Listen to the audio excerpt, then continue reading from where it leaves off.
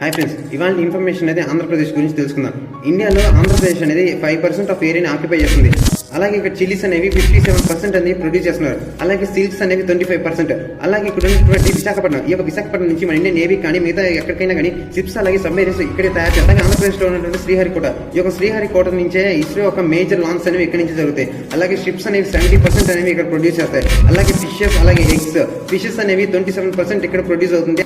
అలాగే ఎగ్స్ అనేవి 20% ఇక్కడ ప్రొడ్యూస్ అవుతున్నాయి. Indian chocolate state of India కూడా అంటారు, ఎందుకంటే ఇక్కడ 40% ఆఫ్ కోకో అనేది ప్రొడ్యూస్ అవుతుంది. అలాగే ఏపీని రైస్ బౌల్ ఆఫ్ ఇండియా కూడా అంటారు, ఎందుకంటే ఇక్కడ ఉండే కృష్ణ అలాగే గోదావరి యొక్క డెల్టా ఏరియా వల్ల ఇక్కడ లాట్ ఆఫ్ రైస్ అనేది ప్రొడక్షన్ జరుగుతుంది. ఇక్కడ ఉండే పోలవరం కానీ పూర్తయితే మాత్రం ఇంకా ప్రొడక్షన్ అనేది ఎక్కువగా పెరుగుతుంది. ఈ స్టేట్ యొక్క డాన్స్ వచ్చేసి కూచిపూడి.